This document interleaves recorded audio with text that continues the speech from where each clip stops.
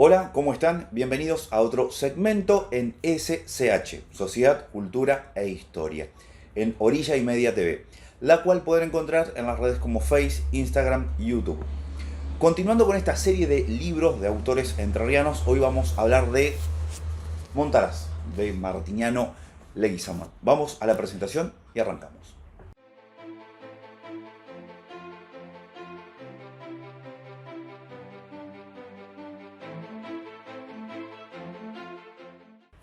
Si hay alguien que tiene autoridad para hablar de gauchos, criollos, música, poesía y cuanto halago o simplemente una pequeña reverencia, respeto, es Atahualpa Yupanqui.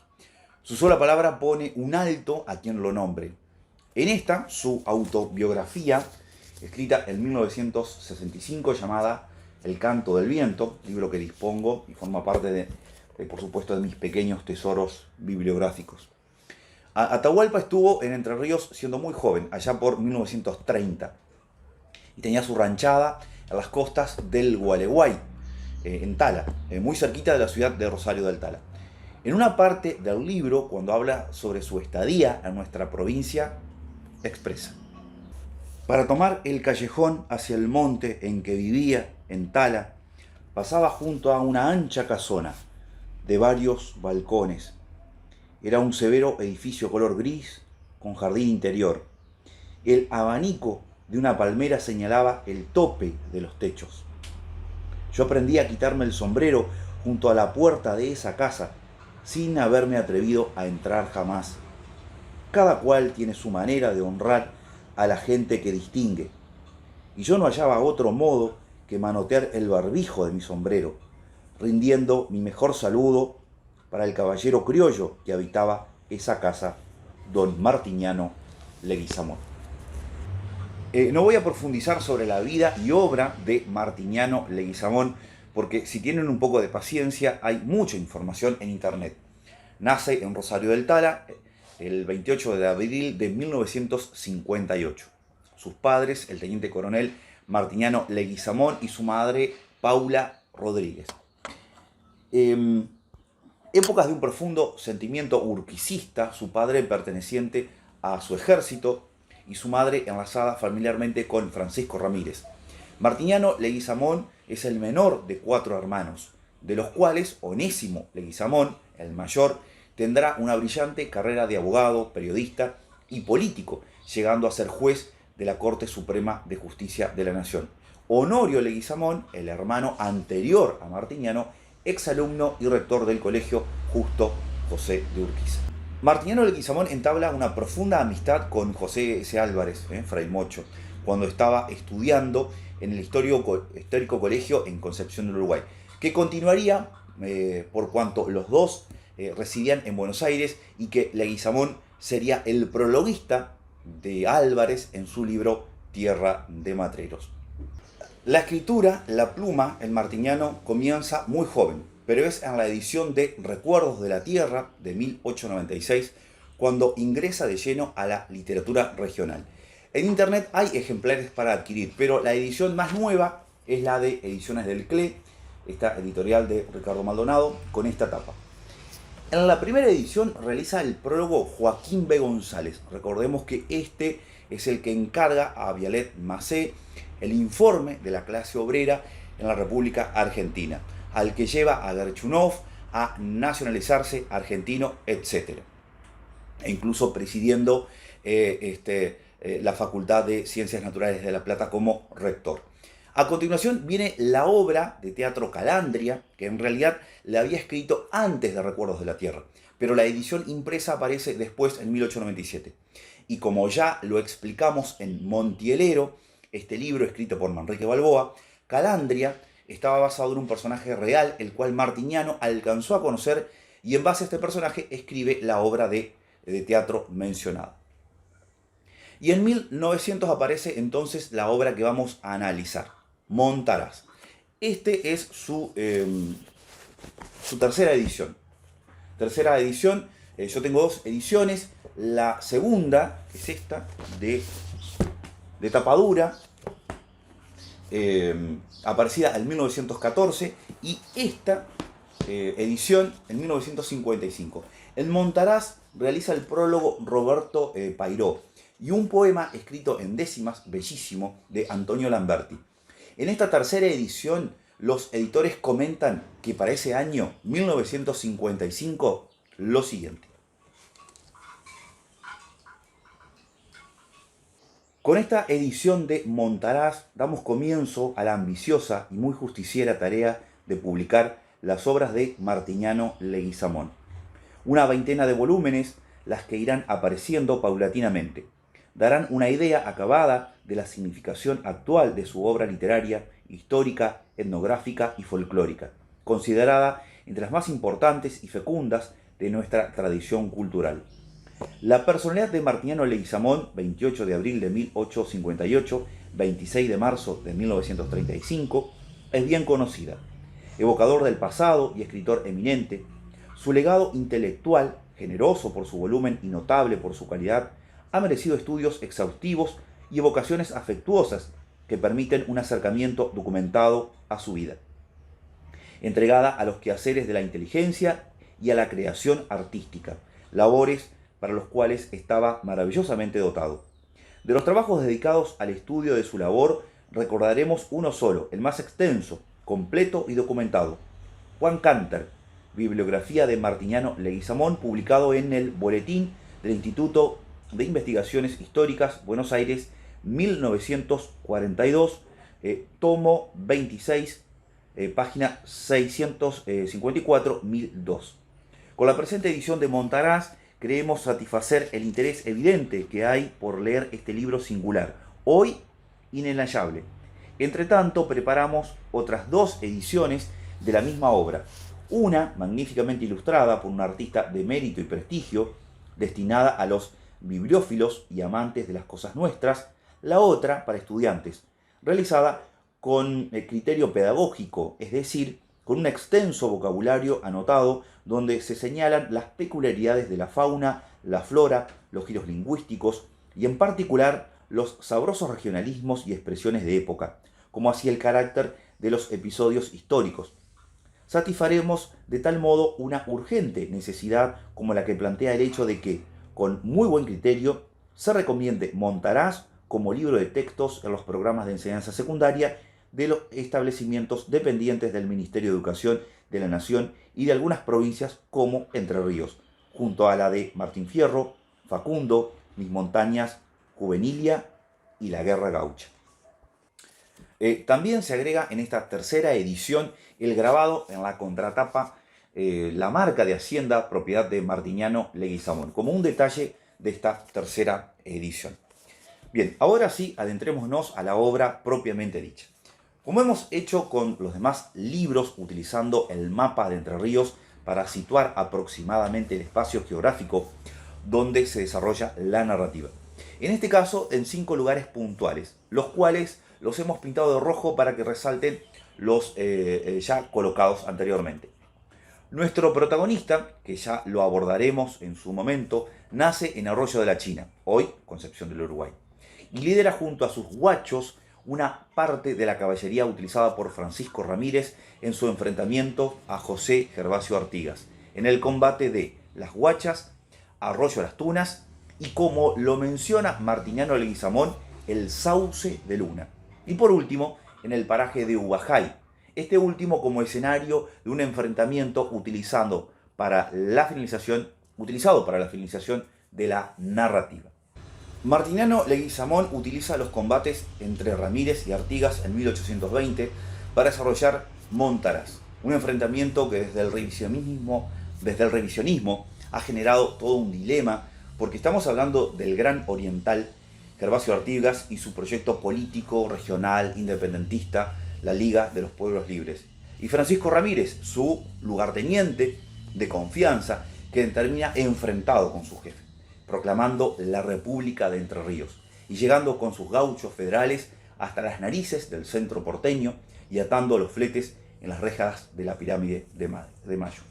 Américo Schwartzman y Jorge Vilanova escribieron este libro llamado Francisco Ramírez, héroe o traidor. Francisco Ramírez, el supremo héroe o traidor, que ya lo mencioné en aquel impopular Videos sobre San Martín. Libro que recomiendo, por supuesto, sin lugar a dudas. Decíamos entonces, Montaraz se desarrolla en estos tres combates históricos en las Huachas, las Tunas y Sauce de Luna. El protagonista será Apolinario Silva, un gaucho que de chico tendrá una posición económica bastante favorable, lo que hace que, por ejemplo, sepa leer y escribir. Al fallecer su madre, su padre no queda bien y él decide huir, teniendo una vida alejada de la casa paterna e internarse en la selva de Montiel. Ya de mozo y capataz de una estancia, se enamora de la hija del patrón, el cual este amor es correspondido por Magdalena o Malena, como la nombraban cariñosamente. E incluso ella misma argumenta que el padre seguramente aprobará este compromiso, porque Apolinario viene de una familia reconocida en la zona, más allá del infortunio económico presente. Pero vienen los enfrentamientos de Ramírez y Artigas y todo criollo, paisano, es llamado a combatir como soldado de Ramírez. Junto a su compañero, el Morajú, Apolinario tiene una actuación de mucha valentía en las Huachas juntos con sus montaraces, y por esto Ramírez lo bautiza como los Huachos. Luego vendrán las Tunas, el Sauce de Luna, como seguramente se nombraba. Por último, y para finalizar el libro, el desenlace muy cerca del arroyo Ubajay. Este último, como decíamos, no creemos que sucedió históricamente, pero Martiniano lo utiliza para dar fin a su relato. Montaraz es un libro escrito con toda la tragedia que significa un enfrentamiento, una batalla, con las características del criollo, el Montaraz, el gaucho federal, con la fiereza, bravura, arrogancia con que iban a ese encuentro de sables, lanzas, cuchillos, boleadoras, porque solamente se utilizaron 3 cañoncitos en la batalla de las Tunas. Durante el día, la sangre, el fragor, la muerte, los ojos envenenados de furia, los músculos tensos y entrenados para manejar la lanza y el caballo. Durante la noche, cuando se acampa en un lugar elegido, sobreviene el sosiego, la risa, el churrasco, una guitarra, la nostalgia y la remembranza por el rancho, el pago al que todo guerrero sueña volver, a los brazos de esa madre o de esa prienda que lo espera junto a sus hijos. Apolinario recuerda esas noches junto a la ventana de su amada Malena y las flores de enredadera que pueblan de aromas esos encuentros. Todo esto está ensamblado perfectamente en los montes y selvas de Montiel, que Martiniano se encarga de retratar muy bien, y cómo la vegetación, la geografía, lagunas, arroyos, ríos, acompañan cada emboscada, cada ataque, cada reyerta, cada sueño, cada esperanza que se produce en suelo entrerriano. Les leo un pasaje de cada escenario, del día y de la noche, y cómo Martiniano casualmente describe estos momentos. Sonrióse el Montaraz al oír la exclamación e hizo un gesto de burla al que había hablado, mientras sacaba un cartucho del tirador y volcando la pólvora en el hueco de la mano, tranquilamente se ponía a desmenuzarla. Después fue mezclando los granos con la caña de una caramañola, la agitó un instante y bebió un largo trago. Esto quita el frío y da coraje, agregó intencionalmente pasándola al soldado de la bravata. Un nuevo toque de corneta repitió en el llano la voz de atención. Los jinetes volvieron grupas y al paso, con la misma indolencia con que habían avanzado, bajaron la ladera de la cuchilla y fueron a ocupar su primitiva posición junto a un renoval de espinillos. Transcurrieron breves momentos de anhelosa expectativa, hasta que al fin, sobre la cumbre de la lomada que los jinetes acababan de abandonar, una división de lanceros surgió súbitamente. Era la vanguardia de Artigas. Al propio tiempo, como si el mismo impulso nervioso y sañudo los empujara, en ambos bandos hubo un sacudimiento brusco y estrepitoso. Los ojos chispearon torvos en los entrecejos encapotados, y bajo la recia armazón de sus ágiles cuerpos circuló, en riadas, la sangre briosa. Los clarines y el terú, bocina de cuernos de buey de los guaraníes, de las indiadas confundieron sus acentos ásperos, aulladores, tocando a la carga, a degüello. con alaridos de muerte, y los jinetes arrancaron a media rienda entre blancos relámpagos de sables blandidos. Voces broncas, bravías, choques bruscos de hierro y chasquidos de lanzas que se rompen entre rugidos de fieras embravecidas, relinchos y bufidos de los brutos enloquecidos por las espuelas, rápidos centelleos de aceros que voltean partiendo cráneos o tajando brazos. Después, sordos derrumbamientos de cuerpos que se desploman pesadamente, vivoreando con los espasmos de la agonía.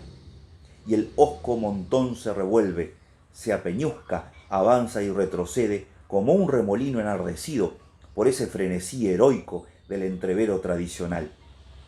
Tal era el imponente cuadro que desarrollaron aquellos jinetes incomparables. Caía la tarde, el sol, ya próximo al ocaso, se hundía lentamente tiñendo con reverberaciones de incendio el horizonte recortaban las lejanas cuchillas. Sobre el repecho más alto de una barranca ondulada, agitada por la brisa, la bandera de la hueste, con sus fajas blancas y azules como un pedazo de cielo y su rojo color de batalla. Un clarín resonó en el vasto silencio de la llanura tocando a oración. Los soldados se reconcentraron tirando miradas hurañas y escudriñadoras a los bajíos por donde avanzaban las sombras crepusculares, en marcha silenciosa, como una legión de bultos extraños que venía borrando la larga línea de fuego del horizonte. La noche se hizo oscura. Al pronto una lucecita parpadeó un instante en medio de las tinieblas, y luego otra, y otras muchas brotaron iluminando las barrancas del arroyo, con las rojizas llamaradas de los fogones, y en torno de ellos vióse agrupados en inquietos pelotones a los soldados que comentaban las peripecias del reciente combate. Qué alegría despierta esa llama del fogón que sube, ondula y se retuerce en penachos purpurinos alumbrando rostros atesados. El ceño torvo se dulcifica, la risa asoma a los labios barbudos y la charla retozona, picaresca y mordaz, estalla en bulliciosa algaraza. De repente se interrumpe el estrépito y se oye el leve trino de guitarra, que en el silencio de la noche tiene no sé qué sugestiva vibración. El trino se acentúa preludiando un estilo de ritmo acompasado, melancólico, una voz trémula y cadenciosa, con ese timbre gemebundo que pone mucha alma en cada palabra, entrega a los vientos una de esas agrestes trovas que también saben el camino del corazón. Entre los montes del pago, de un arroyo en la ladera, hay un ranchito escondido, y en el ranchito una prenda. La voz anegada en ternura viril se apaga lentamente en un gemido trémulo de bordonas y se pierde absorbida en el vasto silencio de las sombras. Y ante la mirada entristecida de aquellas almas rudas, cruza como en una neblina rauda la visión de los recuerdos insomnes que exacerba sus fieros enconos. El silencio reina de nuevo en torno de las fogatas que chisporrotean crepitando y ondulan sus llamas fantásticas sobre el callado grupo. Ha bastado un acento, una palabra sola, para que la negra corriente de las penas desate allá, en lo más profundo del lacerado corazón, sus ondas de amargura.